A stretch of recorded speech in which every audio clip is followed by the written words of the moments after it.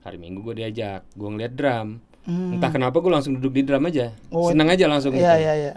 Terus gue pengen main drum udah gitu doang sebenarnya, nggak ada. Oh gitu ya. Nggak ada dapat inspirasi dari drummer mana gitu. Iya. Sih. Satu-satunya musisi, nggak satu, dua. Yang meninggal gue nangis cuma Glenn Fredly sama Pat Orby. Serius lu dia meninggal lu nangis terus? Gue actually berlinangan air mata, kok anjing ini hero gue dari drum dulu hero, gitu. ya. Jadi mungkin nggak kebayang, gue tuh agak-agak anak metal gagal. Jadi dulu Oke, anak gue makanya agak malu ngomongnya, gue gak ada metal-metalnya sama sekali sampai sekarang. Lucunya memang setelah gue jalan jadi musisi, gue lebih ngerti kenapa bokap gue dan nyokap khawatir. Nah, kenapa tuh?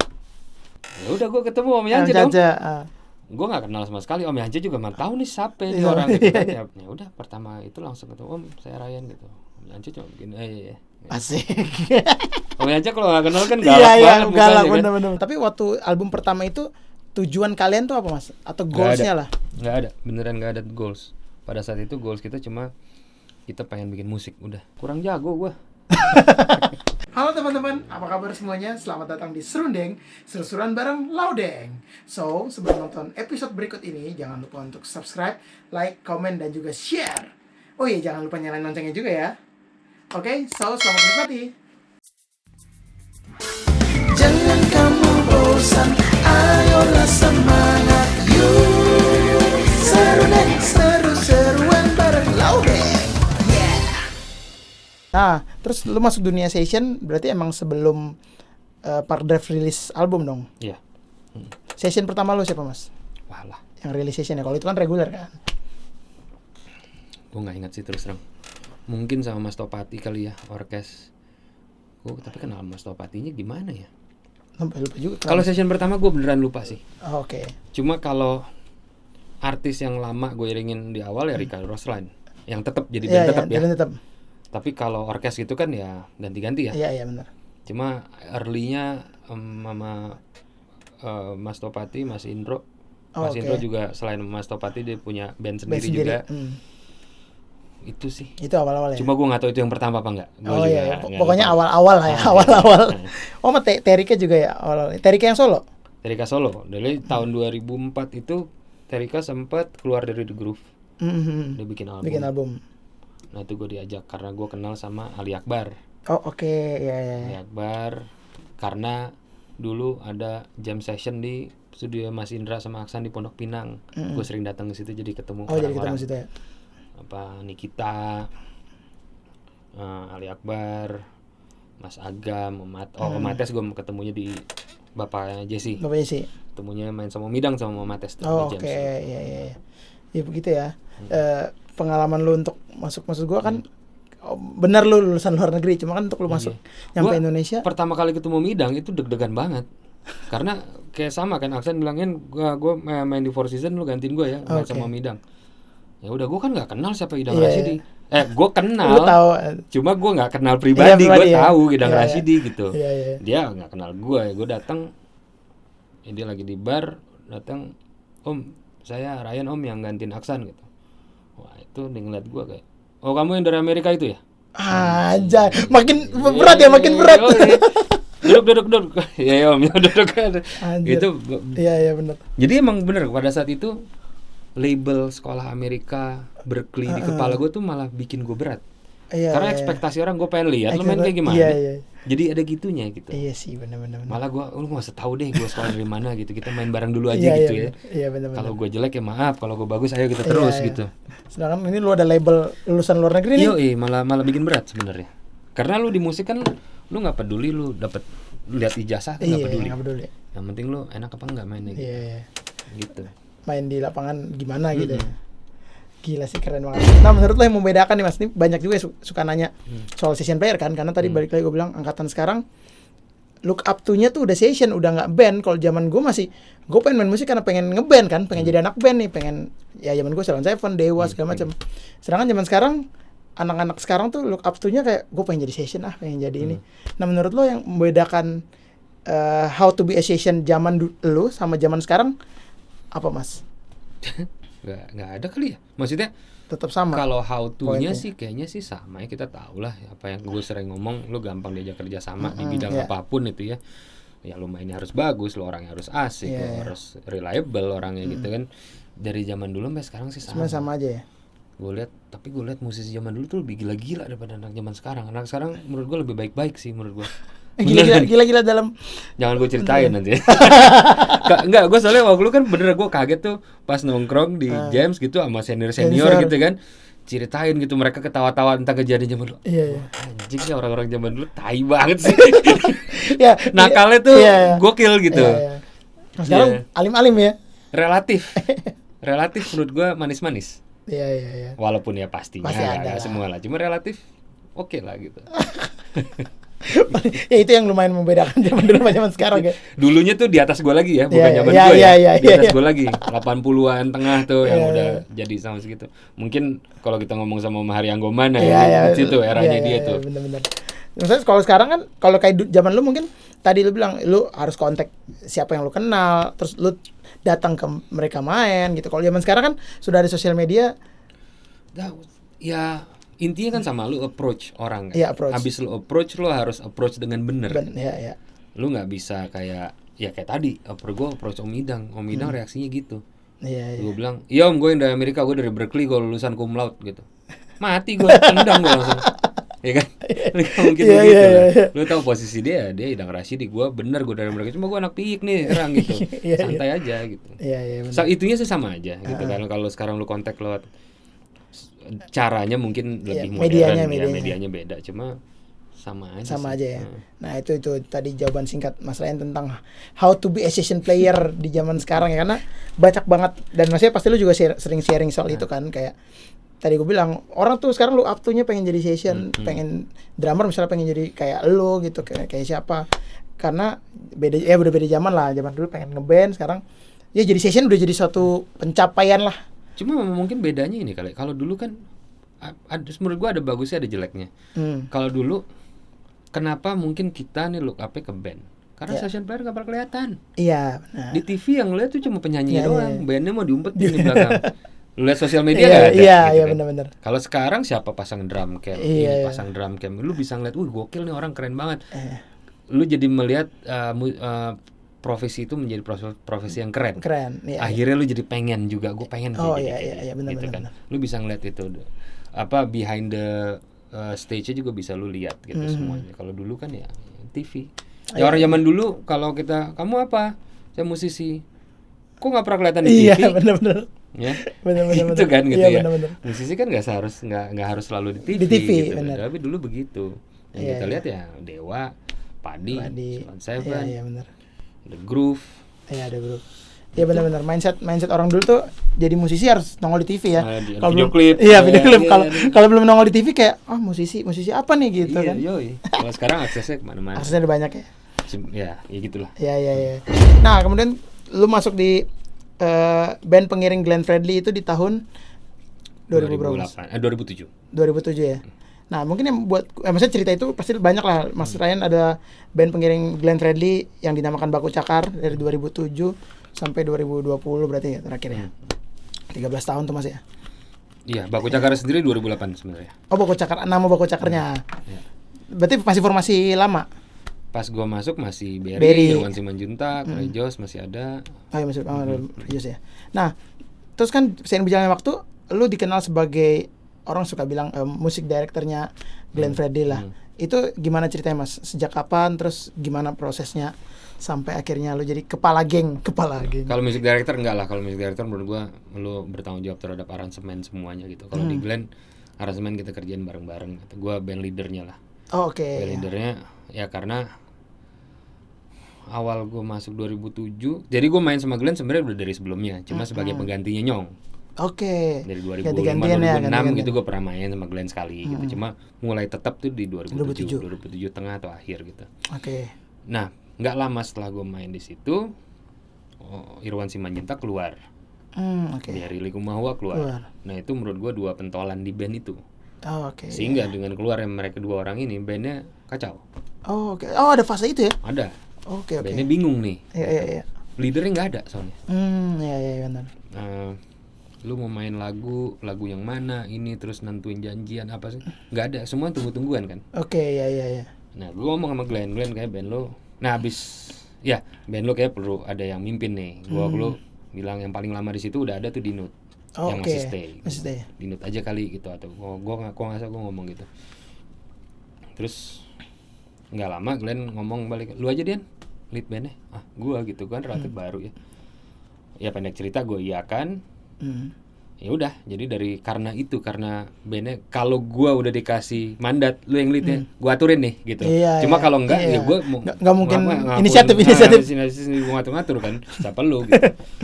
Kalau Glenn udah ngomong gitu, kita ngomong anak-anak, gue ngaturin, jadi lebih relatively lebih terkontrol lah semuanya. Kalau kita perlu apa, soalnya bukan cuma urusan musik sih sebenarnya, urusan nentuin aja latihan berapa kali misalnya. Lu mau latihan berapa kali, berapa jam gitu. Itu kan harus ada orang yang memutuskan gitu. Kita nggak usah kita ngomongin soal musiknya dulu gitu. Soal kayak gitu-gitu harus ada nentuin gitu. Ya sebenarnya itu dari situ ya Mas ya.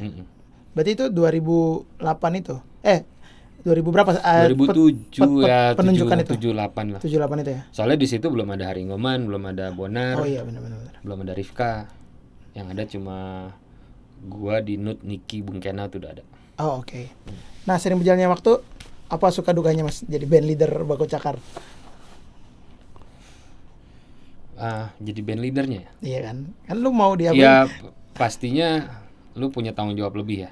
Kalau ada ketidakjelasan gitu pasti anak-anak nanya ke gue, ini begini, kenapa nggak gini-gini?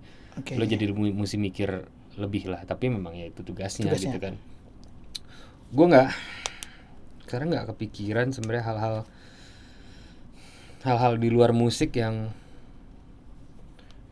kita mesti pikirin gitu. Kadang-kadang kita mesti kayak tadi nentuin latihan, nentuin songlist gitu. Lu juga songlist banyak dari Glenn, cuma disesuaikan gitu. Kadang-kadang kayak misalnya mau awal konser, Glenn, gue pasti ketemu sama Glenn, kebetulan rumahnya deket kan. Dia nyusun songlist, kalau dia nyusun songlist banyak banget gitu pasti kan. Ini kita konser 2 jam. Iya, ntar kita hapus-hapus saja. Ujung-ujungnya dihapus ini. Sayang lah, jangan dihapus. Jangan tuh jangan dihapus. Sama aja nih konser 4 jam jadinya. Udahlah enggak apa-apa ya udah gitu kayak hal gitu dan ya kayak gitu-gitu. Kayak gitu-gitu ya. Itu aja sih punya deg-degannya lebih aja. Kalau di panggung ada sesuatu yang enggak beres, itu pasti gue merasa yang lebih bertanggung jawab. Gitu. Ada masalah antara kru dan kita gitu kayak lu jalan segitu lama kan kadang ada jenuhnya gitu. Ada kok kita di panggung misalnya anak-anak kru kok kayak kurang perform nih, kenapa ini belum beres. Adanya gue yang harus inisiasi kayak kita ngumpul yuk bareng-bareng yuk, kita ngobrol yuk. Itu sering tuh kayak Glenn-nya gue bilang, Glenn kayak itu, kayak gue bilang kayak kadang-kadang Glenn, gue mau meeting sama anak kru, anak band, lo jangan ikut dulu ya kayak gitu, biarin kita dulu aja, nanti kita ngobrol bareng, habis itu biar kita beresin dulu nih gitu. Kalau ada yang nggak beres juga Glenn suka ngomong, ini kok ini begini sih gitu, gitu ya. Habis itu ya gitulah kita ngobrol sama anak-anak kru, keluhan mereka apa, kenapa yang kita keluhkan ke mereka apa, kayak gitu-gitu ya harus inisiatif dari gue kalau kayak gitu. Gila, keren. Ini gue juga baru tahu nih, maksudnya sebagai band leader itu kan, apalagi tadi bilang banyak hal teknis di luar musik yang akhirnya lu pikirin juga gitu. Bukan akhirnya memang itu. Itu harus lu pikirin. Karena untuk kelangsungan dan juga, maksudnya kan orang kan lihatnya begitu perform, wah keren banget ya musik apa segala macam, performnya spektakuler, sempurna gitu. Tapi kan di balik sebuah itu lu punya tanggung jawab untuk menghandle perintilan-perintilan pendukung nih ibaratnya. Makanya kalau dibilang MD gue terlalu berat gitu kalau MD, karena itu kalau MD kan lu ngaransemen total. Glenn aransemennya semua spontan di studio latihan kebanyakan. Kebanyakan Glenn bilang kayak lagu ini kita bikin begini yuk. Ya udah, habis itu kita mikir tuh. Ya tetap. Nah, kalau di musik mungkin gue lebih ngatur alur kali ya. Misalnya gue bilang, Om coba Om Hari coba main agak gini Om gitu. Ginian. Iya gitu. Terus yang lain punya ide, ini punya ide, gue yang lebih kayak oke, ntar lu ini kita pakai ini dulu, habis ke sini coba gitu. Lu ini ya jenderal lapangan tengah nih kalau main bola nih. Lebih ke situ, tapi ide itu datang dari semua orang. Dari siapa aja. Bukan cuma dari gua pastinya. Benar-benar. Lu jadi yang ibaratnya pintu terakhir, raja terakhir ya. Jadi kalau ada ide semua ditampung di lu nih. Iya, benar. Nah, itu bisa jadi masukan juga buat teman-teman mungkin yang punya grup atau punya band, emang kebutuhan leader di sebuah band itu penting ya, Mas. Iya sih, karena group of people ya kalau masing-masing punya jalan sendiri ya susah juga. Iya, benar-benar. Nah, berarti kalau di Pardev juga lu one of band leader juga? Decision gitu? Iya, kalau Parklife tuh gua sama Juno kan. Ya, Juno. basically kita produce musik bareng-bareng. Iya. Cuma kalau sisi live-nya lebih gue yang pegang, lebih gue yang atur ininya. Cuma Juno-nya pasti punya lot to say juga di situ gitu. Iya. Keren, ini juga masukan buat gue juga nih Mas. Nah, terus berapa tahun setelah itu sambil lu session, sambil lu Parklife juga, lu kan masuk ke dunia mixing engineer yang maksudnya orang akhirnya tahu lu as a mixing engineer gitu. Tadinya kan cuma drummer yang bisa mixing kan. Iya. Nah itu awalnya gua nggak tahu sih emang gitu ya. Nggak tahu juga sih. Kalau orang manggilnya apa gue nggak tahu. Iya, maksudnya sekarang kan orang udah ya rilisan rilisan New Friday Music di Spotify kan udah pasti tuh mixing by gitu. Rendra Sunito. Nah itu kan pertama tadi lu bilang lu mixing Parklife. Terus yang membuat itu berkelanjutan itu apa Mas? Apa karena emang lu akhirnya senang juga untuk melakukannya? Gue rasa iya, dan konsistensi kali ya. Karena emang dari dulu gue tuh seneng. Pertama gue seneng dengerin musik dengan sound yang bagus lah. Dari gue kecil sebenarnya.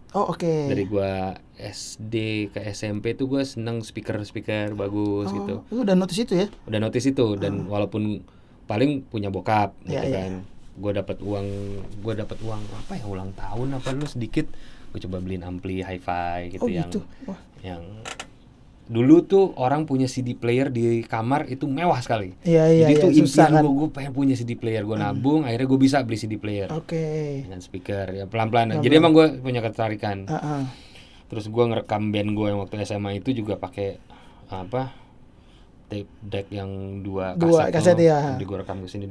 Panjang lah kalau gue ceritain, cuma rekaman gitu lah. Analog tapi pakai cara primitif. Tapi gue seneng proses itu gitu. Jadi emang senang ya, otomatis pas apalagi kita punya alat ini semua yang sangat memudahkan kan. Dulu rekaman lu mesti pakai studio besar, mixer besar, pita 2 inch yang mahal, dan nggak mungkin lu taruh di ruangan segede gini.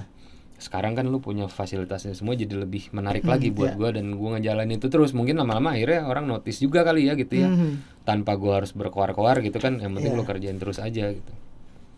Ya pertama gua kerjain Parklife. Habis itu lulus nih ceritanya gitu kan. Band sendiri udah bisa nih. Nah dulu kita punya Gua Music dulu, itu kayak production house lah di rumah Juno ini. Produksi kita tuh Soul Vibe dulu di situ. Emang udah lama ya Soul Vibe ya? Adrian Marta Dinata. Yang solo ya. Nah itu geng-geng kita kan. Nah gue mixingin ini. Geng nongkrong ya. Masih geng nongkrong lah gitu kan. Jadi luar band tapi masih nongkrong. Even dulu gue inget tuh waktu gue mixing Adri tuh kan ke label. Pak Iman dulu tuh. Dulu dia di Aquaris ya Pak Iman ya. Nggak suka mixingan gue.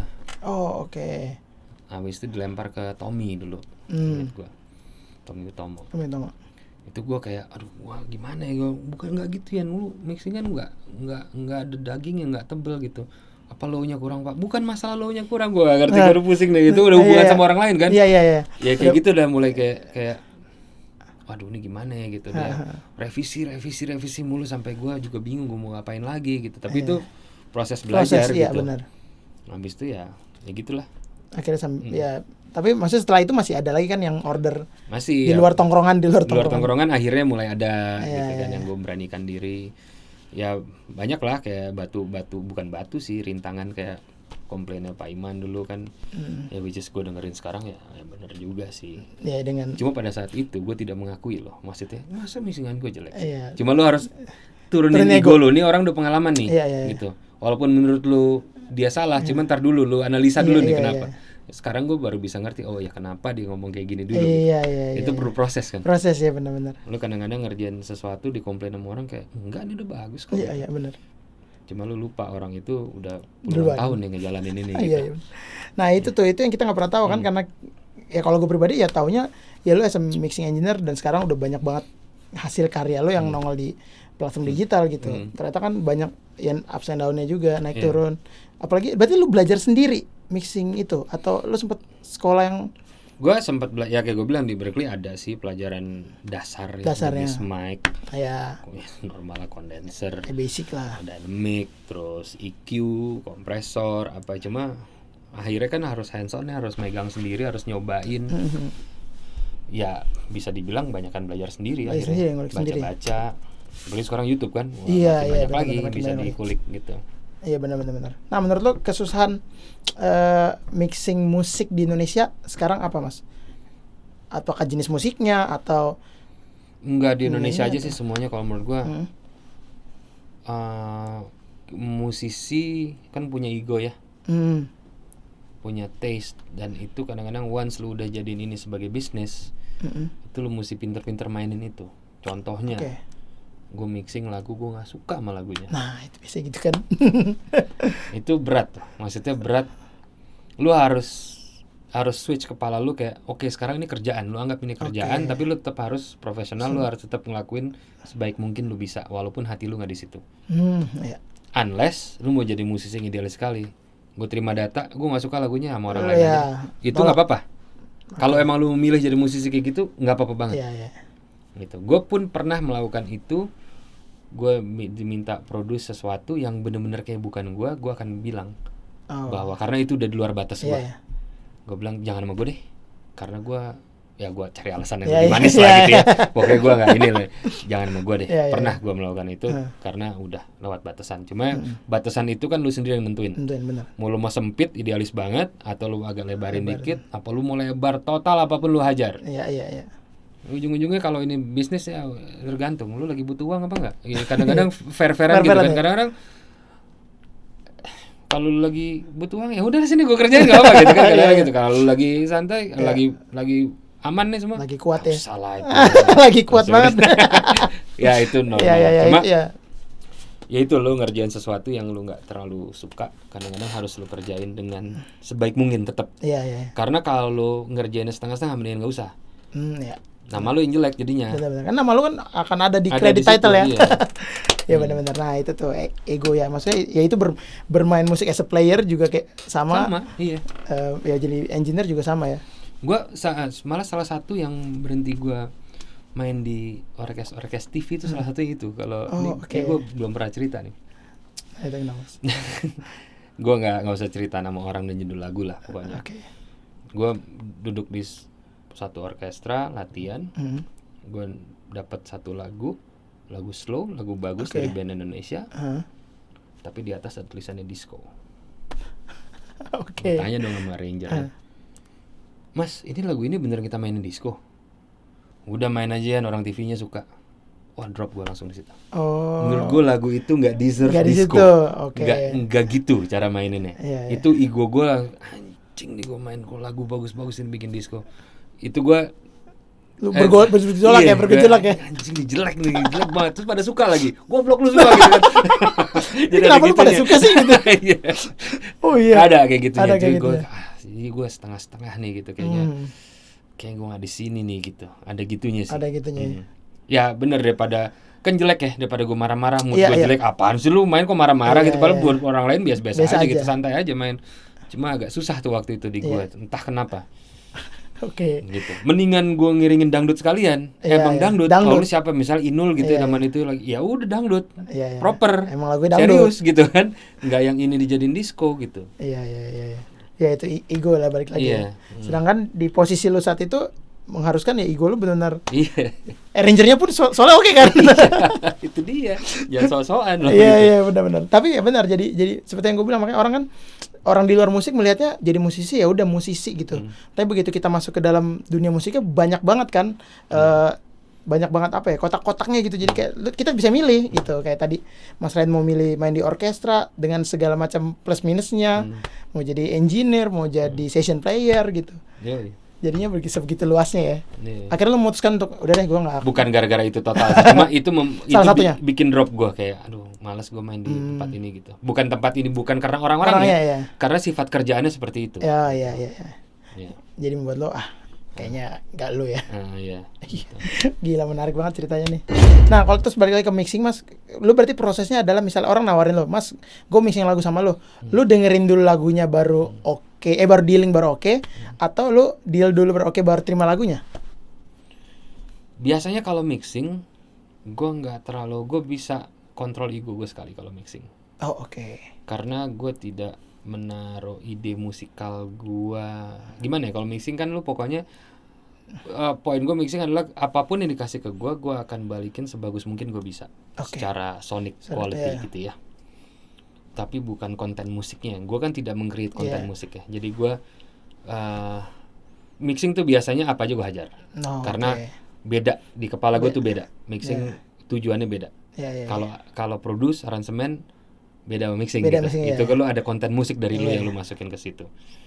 Jadi kalau mixing biasanya kasarnya lu sanggup bayar sini gue kerjain. Iya benar. Kasarnya gitu jadi ya. Udahlah, gitu jadi dealing aja dulu ya pastinya. Ya kalau soal harga kita ngomongin macam-macam lah, harga temen lah, ada yang profesional, ada yang itu panjang lagi. Cuma maksudnya kayak lu bilang ya deal terima data udah. Iya terima gitu.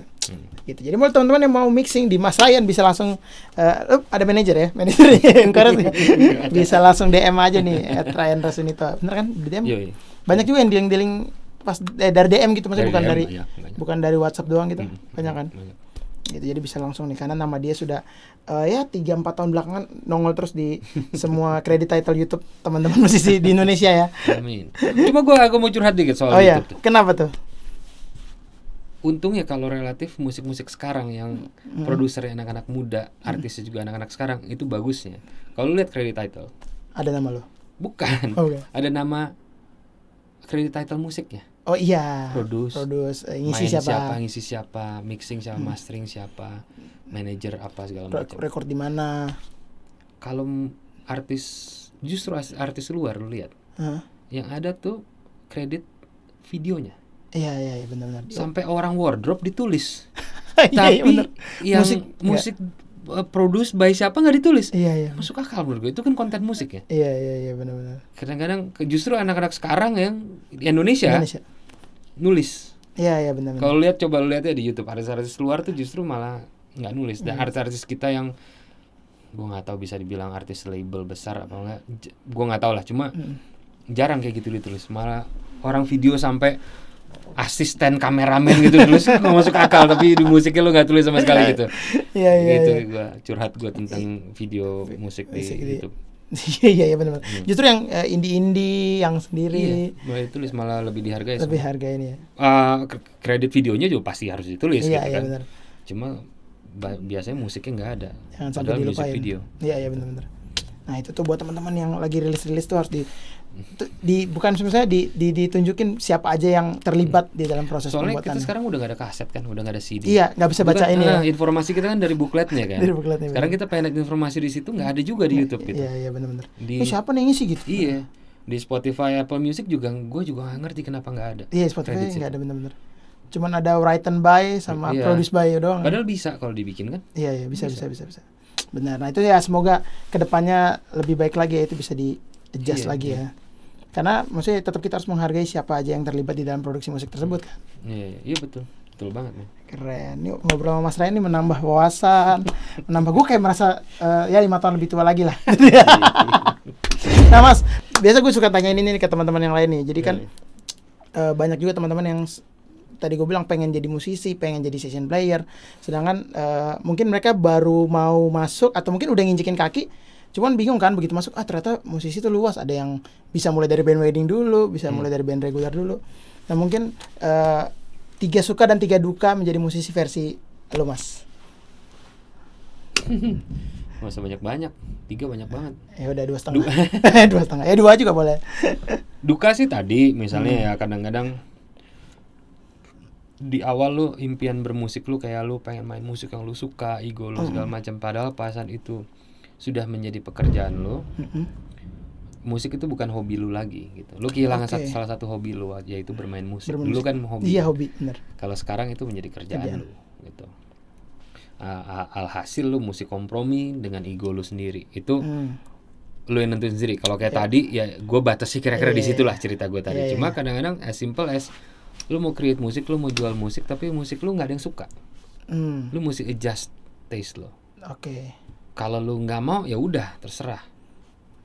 Lu nggak usah jualan, lu bisa terima lu nggak jualan, lu suka-suka lu ya nggak apa-apa juga. Makanya gue kadang-kadang bilang kalau lu mau jadi true artist, kalau menurut gue, lu nggak boleh hidup dari karya seni lu. Iya benar-benar. You know, kalau mau jadi true artist lu duit lu udah aman, lu anyway lu perlu uang kok buat hidup. Iya. Berapa banyak, berapa sedikit itu lu yang tentuin Tahu. sendiri, tapi lu pasti perlu uang. Nah, kalau lu mau jadi true artist, lu nggak usah mikirin duit dari karya lu. Iya. Gitu, itu beneran. Cuma bisa nggak lu seperti itu? Itu kan ego lu juga Iya. yang akhirnya lu kompromi. Iya benar. Kayak gitu. Ya dukanya sih paling situ ya, yang soal Iya. soal kita ngomongin ya tadi main musik naik turun gitu. Soal ego, soal kemapanan lu. Gue nggak kepikiran duka yang lain sih kalau duka itu. Soalnya duka yang lain tuh hal yang umum. Kayak contohnya lu berhubungan sama orang, lu bisa punya masalah, lu bisa punya teman baik, itu kan dimanapun ya, itu bukan jadi hanya musik musisi doang. ya. Tapi kalau kita ngomongin sukanya banyak banget sih. Lu kadang-kadang take for granted kayak gua deh gitu. Gua kadang-kadang ngomong ke diri gua sendiri, lu take for granted kerjaan lu nih enak banget. Lu senang-senang sama teman lu, tapi itu yang menghidupi lu. Iya benar. Walaupun lu kadang-kadang ada deadline, tadi kan gua udah ngomongin ada deadline, lu udah menjadi kerjaan, tetap aja lu nongkrong-nongkrong, lu ketawa-tawa gitu kan. Bisa, ya. Dan lu hidup dari situ gitu. Gua kadang-kadang pernah kalau gua harus latihan pagi gitu. Latihan jam berapa? Jam 9. Anjing pagi banget sih men gitu kan. Kadang gitu kan. Terus ya udah gua nyetir deh jam 8 gitu, terus gua ngeliat orang naik bus, karyawan. Anjing lu masih komplain lu ya sama hidup lu ya. Lu habis ini datang ke studio, ketemu temen lu hahi main musik, habis itu lu pulang jam 2 juga lu sampai rumah lagi gitu kan. Mereka yang tadi gue liat naik bus sampai jam 5 sore dia ngulangin lagi naik bus lagi ke rumahnya dia, pulang lagi macet-macetan. Gajinya gedean mana sama lu? Kita lihat orang di level itu ya, gitu ya, yang umuran kira-kira sama kita. Lu masih komplain ya gitu sama hidup lu ya. Itu sukanya gitu kan, lu kadang-kadang mesti lihat itu. Lu kadang-kadang take for granted kerjaan-kerjaan lu ini. Kerjaan yang memang lu suka, lu punya passion di situ, lu dibayar. Ya, itu dari situ tuh banyak banget udah luas ya. Lu jadi kalau gue ngomongin 3 hal bisa 10 hal juga bisa kalau ngomongin gitu ya. Ya gitu sih kira-kira. Keren. Beda. Teman-teman boleh lihat dari serung-serung sebelumnya 3 suka dan 3 duka nih beda nih jawaban ini nih. Ini jawaban orang 40 ke atas ya. Live bikin set 40 itu ini bener nih. Emang biasanya apa sukanya? Biasa standar lah mas. Bener, tapi yang ngomongin itu emang benar-benar basic yang tadi lu bilang benar. Luas ketika kita breakdown itu dari situ kita bisa banyak banget tuh kesukaan jadi musisi tuh benar banget sih. Gue sangat amat setuju tuh. Lu pernah nggak sih abis ngerjain sesuatu, abis lu cuma duduk, lu cuma dengerin kerjaan lu kayak gokil deh gitu. Iya benar. Ya kan? Itu kan di kerjaan lain lu bisa dapet gitu ya. Mungkin kalau lu bisnis lu sukses ya bisa lagi. Cuma ini musik ini lu bisa dengerin kenceng, wah gokil deh gitu bikinan gua nih, buat lu sendiri ya, sombong sendiri aja gitu kan. Seneng sendiri ya. Gak tahu orang lain seneng apa enggak, cuma penting buat gua senang, itu kan reward nih kerjaan lu, bukan cuma uangnya aja gitu. Iya benar. Terus ketika kita senang kan ya kita jadi gembira, sehat juga jadinya kan. Keren banget nih masukan dan juga jawaban. Jadi buat teman-teman yang mau mungkin berkarir di dunia musik, mau mencoba untuk masuk ke dunia musik karena cinta dengan musik, itu kalian pokoknya lakuin aja. Yang penting kalau kalian suka, kalian harus fokus dan juga bertanggung jawab ya mas sama apa yang sudah dipilih ya. Betul. Karena dari semua obrolan kita sama Mas Ryan, menurut gue yang sangat amat gue highlight adalah pilihan. Karena misalnya kita semua memilih tuh, kayak tadi lu memilih jadi musisi, terus lu memilih ya soal ego lo dalam ini bisnis, lo harus tekan sedikit ego, itu kan pilihan semua kan. Kita yang memilih, kita yang menentukan, kita yang bertanggung jawab atas pilihan kita juga. Hebat sekali deh ini. Keren. Tadi gue di 1 jam yang lalu nggak kayak gini. Ketika ngobrol gue jadi kayak gini. Wah, sungguh kalian kalau mau jadi dewasa langsung aja DM Rendra Sunito. Keren mas, terima kasih banyak sudah hadir di Serundeng, sudah ngobrol-ngobrol, memberikan banyak banget masukan. Semoga ini juga bermanfaat buat teman-teman di rumah. Dan juga buat teman-teman musisi yang mungkin sekarang masih bingung, apalagi pandemi ya, orang makin struggle untuk berpikir gitu. Tapi semoga obrolan ini bisa memberikan kalian wawasan baru lagi, memberikan kalian masukan untuk bisa tetap stay di dunia musik dan juga berjuang ya, dan juga berjuang pastinya. Terima kasih Mas Ryan. Teman-teman jangan lupa untuk nonton dan juga cek single-single dan juga album di Park Drive di semua platform digital deh Mas. Park Drive ada. Dan juga Instagramnya di @parkdrivemusic. Parkdrivemusic. Sotoy banget gue, padahal gue belum cek juga sih. Ini tayang kapan? Tayangnya 2 minggu lagi, 3 minggu, 2 minggu lagi. 2 minggu lagi. Kalau gitu ada rilis. Mudah-mudahan single pertama Baku Cakar udah rilis. Oh iya, Jangan sama lupa dicek. band, gue sampai lupa loh ada Baku Cakar. Jadi Mas Ryan juga punya band namanya Baku Cakar. Sekarang udah punya band namanya Baku Cakar. Akan rilis, udah rilis berarti ya 2 minggu dari sekarang? Sekarang tanggal berapa sih? Tanggal 7. 10. Kalau semuanya lancar sudah. Oke, nanti jadi berarti nonton juga single dari Baku Cakar di semua platform digital deh. Gitu. Dan juga Pardev juga ada, terus apalagi banyak karya-karya Mas Ryan lah. Bisa Satu dicek. Rupa juga. Catur Rupa juga udah ada single kedua ya. 2, yes. Ih, banyak banget band lu ya. Lu emang anak band jiwa lu ya. Anak proyekan aja. Pokoknya ada project ayo. Keren nih Mas Ryan nih. Jadi teman-teman boleh langsung cek aja semua di semua platform digital karya-karya dari Mas Ryan. Kalau ada yang pengen mixing tadi ataupun mungkin nanya-nanya ada beberapa hal yang belum kita obrolin juga mungkin bisa dicek di DM di Instagram Mas Ryan @ryanrasunito. Yes. Kalau Doi lagi nggak sibuk pasti Doi balas. Dan Doi juga sering banget live Instagram. Banyak banget pengalaman yang bisa. Pengalaman nih gue abis ini mau live Instagram. Banyak banget ilmu-ilmu yang bisa kalian dapetin di live Instagram beliau. Jadi jangan lupa untuk di-follow. Dan juga teman-teman mau tahu Moe Production itu apa aja yang dikerjakan, boleh cek juga materi-materi kita di sini nih. @moe Production nggak pakai O. Oke, dan juga mungkin mau tanya-tanya ataupun mungkin ada pertanyaan-pertanyaan dan juga teman-teman narasumber yang lain yang pengen di-request di Serundeng boleh DM gue di sini atau mungkin komen di bawah ya. Gitu. Oke Mas Ryan, terima kasih banyak, sampai ketemu lagi. Thank you, Deng. Sehat selalu. Thank you banget. Thank you juga yang udah nonton. Terima kasih ya. banyak. Teman-teman. Support terus. Lo, Deng. Terima kasih. Seru, Jangan Deng. lupa untuk subscribe Moe Production. Jangan lupa like, komen, dan juga share. Terima kasih teman-teman. Tetap sehat-sehat selalu. Semoga pandemi ini segera berakhir dan kita bisa ketemu lagi di perpanggungan normal. Dan juga ya pokoknya tetap sehat-sehat lah. Tetap berjuang dan juga bersyukur pastinya. Oke teman-teman, sampai jumpa lagi di Serundeng. Seru-seruan bareng Laudeng. Dah.